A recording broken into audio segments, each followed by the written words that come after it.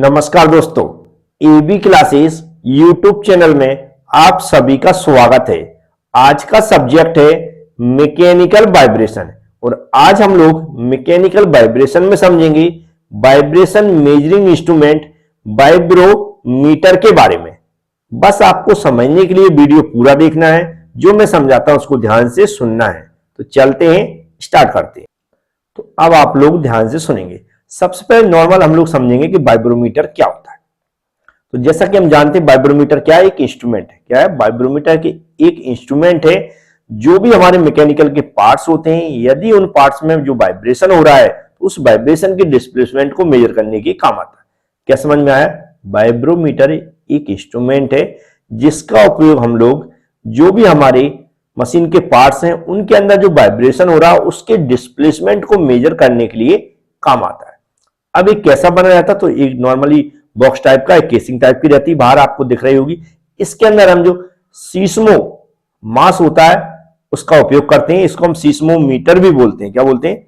Seismometer भी बोलते हैं। इस इंस्ट्रूमेंट जो वाइब्रोमीटर, इसको सीस्मोमीटर भी बोला जाता है क्योंकि इसमें सीस्मो मास का उपयोग करते हैं।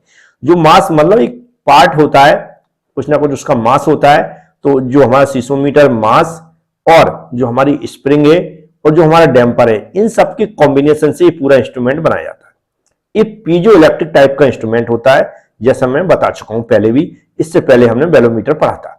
तो हमने क्या देखा, यहां पर स्प्रिंग हो गई, डैम्पर हो गई, सीस्मो मास हो गया, इन सब के कॉम्बिनेशन से पूरा बनाया जाता है। अब इसके जो भी कनेक्शन होते हैं, रिकॉर्डेड वोल्टेज वगैरह सब कुछ होते हैं।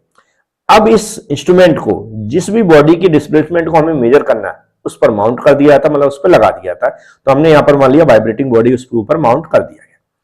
अब जो वाइब्रेटिंग बॉडी जो सेंस कर रही है, जिस भी बॉडी के अंदर वाइब्रेशन हो रहा है उसको जो सेंस कर रही है, और जो यहां पर मास लगा हुआ है, इनके बीच में क्या होता है? डिस्प्लेसमेंट होता है। क्या होता है? डिस्प्लेसमेंट होता है। उस डिस्प्लेसमेंट को इसमें स्क्रीन लगी जाती है, उस पर डिस्प्ले होता है। क्या होता है? उस पर डिस्प्ले होता है। तो उम्मीद है आप समझ गए होंगे। ये इलेक्ट्रिकल सिग्नल के रूप में डिस्प्ले होता है वहां पर, जो भी ये डिस्प्लेसमेंट होता है। लेकिन मैनुअल रूप से हम लोग जो हम इसके डिस्प्लेसमेंट को कैलकुलेशन करते हैं, वह कैसे करते हैं, कौन कौन सी डाटा की आवश्यकता पड़ती है, वह हम एक फॉर्मूला समझेंगे और कैसे उसको ड्राइव किया गया वो भी समझेंगे।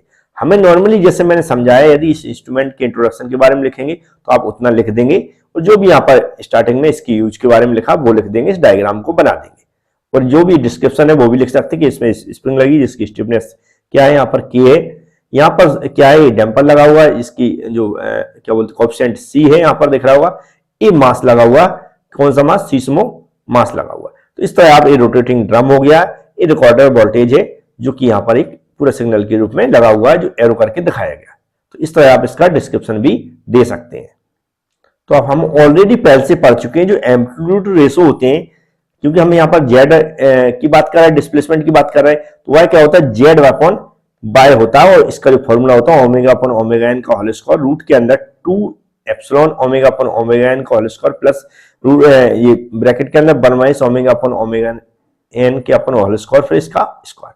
अब यहाँ पर हम ओमेगा अपॉन ओमेगा एन जानते हैं। ओमेगा एन क्या है? नेचुरल फ्रीक्वेंसी है, जी हमारी किसी फोर्स के कारण जो फ्रीक्वेंसी जनरेट होती है वह होती है। एप्सिलॉन क्या है? डैम्पिंग फैक्टर होता है, डैम्पिंग रेशो होता है।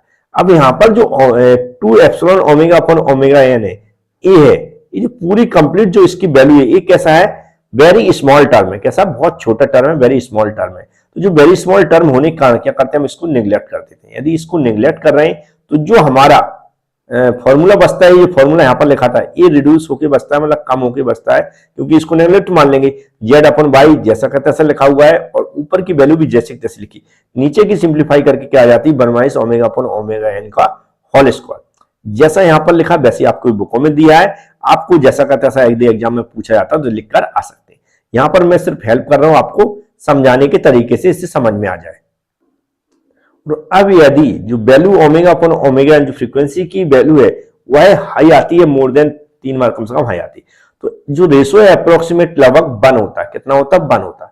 तो यहाँ पर जो सारांश निकलता हुआ है, क्या निकलता है? ये अप्रोक्सीमेट क्या हो जाएगा? 1 हो जाएगा। तो जी हम अगर क्रॉस मल्टीप्लाई कर देंगे तो क्या जेड इक्वल क्या हो जाता है? यहाँ पर बाई हो जाता है। मतलब जो हम लोग एम्पलीट्यूड निकाल रहे हैं, जो एम्पलीट्यूड निकाल रहे हैं जेड, वह जो बॉडी वाइब्रेट कर रही है जिसका एम्पलीट्यूड है, बाई क्या है यहाँ पर? जो बॉडी वाइब्रेट कर रही है उसका एम्पलीट्यूड है, और जेड हम क्या है यहाँ पर एम्पलीट्यूड कैलकुलेशन से निकाल रहा है, तो लगभग अप्रोक्सीमेट एक दूसरे के बराबर आ जाता है। ऐसे हम लोग इसकी कैलकुलेट करके उसका वाइब्रेशन निकाल लेते हैं, जो डिस्प्लेसमेंट वाइब्रेशन का है निकाल लेते हैं। इसकी थ्योरी वगैरह थोड़ी बहुत और रहती है, तो वो मैंने पीडीएफ वगैरह में लिख दी है, सिंपल सा आप पढ़ के समझ सकते हैं। यदि क्वेश्चन ज्यादा नंबर का आता है तो आप इसको और भी अच्छे से एक्सप्लेन करके आ सकते हैं। Thank you friends.